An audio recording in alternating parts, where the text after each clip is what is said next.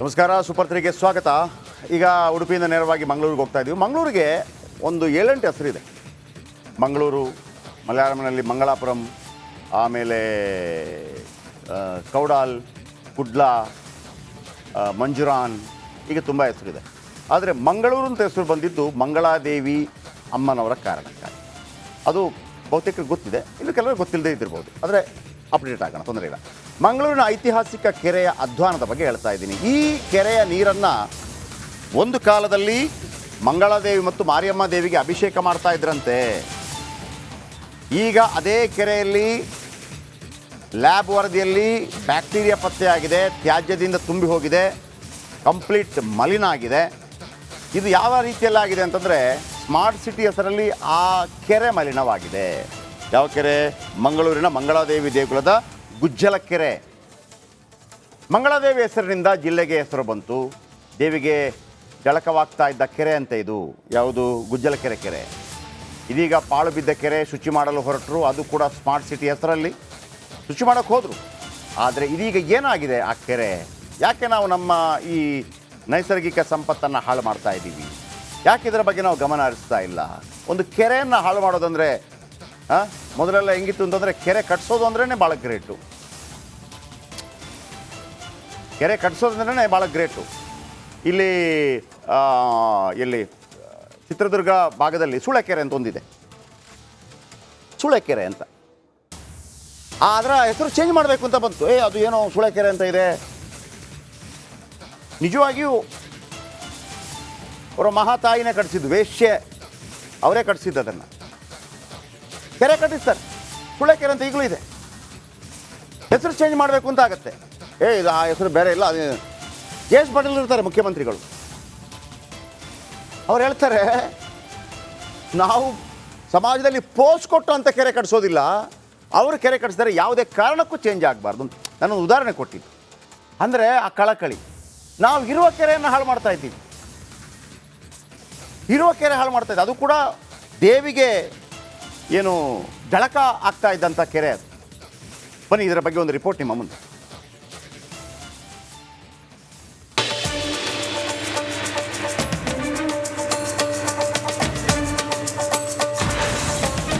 ದೇವರ ಕೆರೆಯಲ್ಲಿ ಬ್ಯಾಕ್ಟೀರಿಯಾ ಹಾವಳಿ.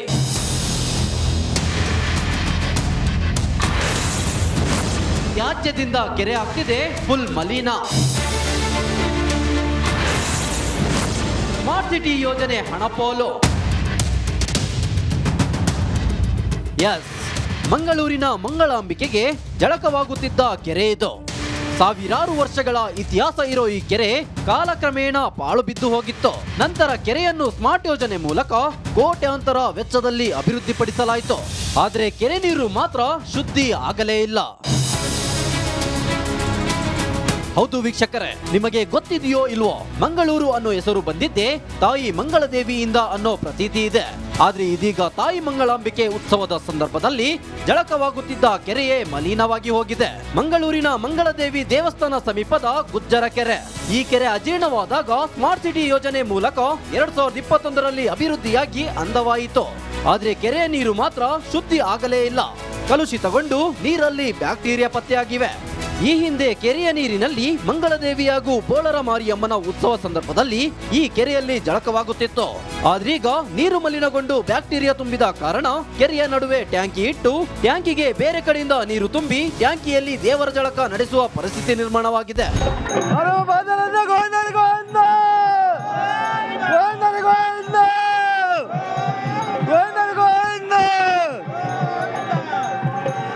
ನಾವು ಮೊನ್ನೆ 17 ತಾರೀಕಿಗೆ ಈ ನೀರನ್ನು ಪ್ರಯೋಗಾಲಯಕ್ಕೆ ಕೊಂಡೋಗಿ ಟೆಸ್ಟ್ ಮಾಡಿದ್ದೆವು. ಟೆಸ್ಟ್ ಮಾಡಿದಾಗ ಅದರಲ್ಲಿ 2 ಬಗೆ ನಾವು ನೀರು ಕೊಂಡೋದೆವು. ಒಂದು ಡೈರೆಕ್ಟ್ ಕೆರೆಗೆ ಇಳಿಯುವಂಥದ್ದು, ಮತ್ತೊಂದು ಕೆರೆಯ ನೀರನ್ನು. ಎರಡಕ್ಕೂ ಬೇರೆ ಬೇರೆ ವ್ಯತ್ಯಾಸ ಬಂತು. ಇಳಿಯುವ ನೀರಲ್ಲಿ ಜಾಸ್ತಿ ಬ್ಯಾಕ್ಟೀರಿಯಾಸ್ ಉಂಟು, ಅಪಾಯಕಾರಿ ಬ್ಯಾಕ್ಟೀರಿಯಾಸ್ ಉಂಟು. ಈ ನಾರ್ಮಲ್ ಇದ್ದ ಕೆರೆಯಲ್ಲಿ ಸ್ವಲ್ಪ ಕಮ್ಮಿ ಉಂಟು. ಅದರಿಂದ ಏನು ಅರ್ಥ ಆಗ್ತದೆ ಅಂತ ಹೇಳಿದರೆ, ಬರುವ ನೀರಲ್ಲಿ ಬ್ಯಾಕ್ಟೀರಿಯಾಸ್ ಉಂಟು ಅಂತ ತಿಳಿಬೋದು. ಕೆರೆಗೆ ಬಂದಾಗ ಡಿಸ್ಟ್ರಿಬ್ಯೂಟ್ ಆಗ್ತದೆ, ಅದರಿಂದ ಸ್ವಲ್ಪ ಅದು ಕಡಿಮೆ ಕಾಣ್ತಾ ಉಂಟು. ಪ್ರತಿ ವರ್ಷದಂತೆ ಈ ಬಾರಿಯೂ 15 ದಿನಗಳ ಹಿಂದೆ ಗುಜ್ಜರ ಕೆರೆಯ ನೀರಿನ ಸ್ಯಾಂಪಲ್ ಅನ್ನು ಫಿಶರೀಸ್ ಕಾಲೇಜಿಗೆ ರವಾನಿಸಿ ಪರೀಕ್ಷೆ ನಡೆಸಲಾಯಿತು. ವರದಿಯಲ್ಲಿ ಕೆರೆಗೆ ಹರಿದು ಬರುವ ತ್ಯಾಜ್ಯ ನೀರಿನಲ್ಲಿ ಬ್ಯಾಕ್ಟೀರಿಯಾ ಅಂಶ ಪತ್ತೆಯಾಗಿದೆ. ಹೊರಗಿನಿಂದ ಬರುವ ತ್ಯಾಜ್ಯ ನೀರಿನಿಂದಲೇ ಬ್ಯಾಕ್ಟೀರಿಯಾ ಅಂಶವಿರುವುದು ವರದಿಯಲ್ಲಿ ಬಯಲಾಗಿದೆ. ಕೆರೆ ಸಂರಕ್ಷಣೆ ಮಾಡಿ ಅಂತ ವರದಿಯನ್ನು ತೀರ್ಥ ಸಂರಕ್ಷಣಾ ವೇದಿಕೆಯವರು, ಶಾಸಕರು, ಮೇಯರ್ ಗಮನಕ್ಕೆ ತಂದಿದ್ರು. ಇನ್ನಾದ್ರೂ ಸಂಬಂಧಪಟ್ಟವರು ಎಚ್ಚೆತ್ತುಕೊಂಡು ಕೆರೆ ಉಳಿಸಬೇಕಿದೆ. ಆಗ ಮಾತ್ರ ಪುರಾತನ ಕೆರೆಯ ನೀರು ಶುದ್ಧಿಯಾಗಬಹುದು. ಇಂದಿನ ಆಚರಣೆ ಸಂಪ್ರದಾಯ ಮರಳಬಹುದು. ಇದು ಸೂಪರ್ 3 ಆಗ್ರಹ ಕೂಡ ಹೌದು. ಕ್ಯಾಮ್ರಾ ಪರ್ಸನ್ ದಿವಾಕರ್ ಪತ್ಮುಂಜ ಜೊತೆ ದಿನೇಶ್ ಕಾಶಿಪೆಟ್ನ, ರಿಪಬ್ಲಿಕ್ ಕನ್ನಡ, ಮಂಗಳೂರು. ನೋಡಿ, ಆ ಜಳಕ ಆಗ್ತಾ ಇಲ್ಲ, ಅದರ ದೃಶ್ಯಾವಳಿ ಹಾಕಿ, ಮತ್ತೊಂದು ಕಡೆ ಕಲುಷಿತವಾಗಿರೋ ನೀರನ್ನು ಹಾಕಿ. ಮಂಗಳಾದೇವಿ, ನಾನು ಒಂದು ಡೈರೆಕ್ಟ್ ಕ್ವಶನ್ ಕೇಳಲ್ಲ ಮಂಗಳೂರಿನ ಜನತೆಗೆ ಮತ್ತು ಸಂಬಂಧಪಟ್ಟವರಿಗೆ. ಹಿಂದುತ್ವದ ಭದ್ರಕೋಟೆ ಅಂತ ಹೇಳ್ತೀವಿ. ಇದನ್ನು ಯಾಕೆ ಉಳಿಸ್ಕೊಳ್ಳೋಕ್ಕಾಗಿಲ್ಲ? ಪಾರ್ಟಿಗಾಗಿ ಭದ್ರಕೋಟೆ ಮಾಡಬೇಡಿ, ಧರ್ಮಕ್ಕಾಗಿ ಮಾಡಿ. ಬೇಕಿದ್ರೆ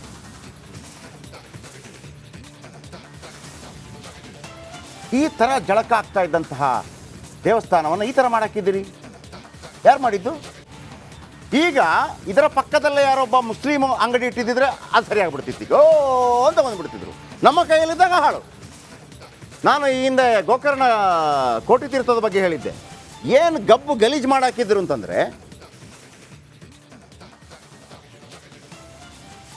ಮತ್ತೆ ಆಗ ಈಶ್ವರಪ್ಪನವರು ಇದಾಗಿದ್ದರು, ಸಚಿವರಾಗಿದ್ದರು, 1.5 ಕೋಟಿ ಬಿಡುಗಡೆಗೊಳಿಸಿ ಅದನ್ನು ಕ್ಲೀನ್ ಮಾಡ್ತೀವಿ.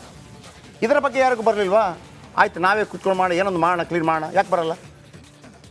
ಇದನ್ನೇ ಅಲ್ವ ಮಾಡೋದು? ನೋಡಿ, ಇದು ತಾತ್ಕಾಲಿಕ ಹೊಂಡ ನಿರ್ಮಾಣ ಮಾಡಿದ್ದಾರೆ ಈಗ, ಬೇರೆ ಇಲ್ಲದೆ. ಬೇಕಿತ್ತಾ? ಪ್ರಾಕೃತಿಕವಾಗಿದ್ದಂಥ ಕೆರೆಯನ್ನು ಯೂಸ್ ಮಾಡ್ಬೋದಿತ್ತಲ್ಲ. ಮತ್ತು ಯಾವ ಸೀಮೆಯ ಸ್ಮಾರ್ಟ್ ಸಿಟಿ ನಮಗೆ ಬೇಕು? ಇದ್ದದನ್ನು ಹಾಳು ಮಾಡೋದಿದ್ರೆ. ಅದೊಂದು ತಾಯಿಗೆ ಜಳಕ ಆಗ್ತಾ ಇದ್ದಂಥ ಒಂದು ಜಳಕ, ಅದು ನೋಡಿ, ಜಳಕ ಅಂತಾರೆ ಅದು.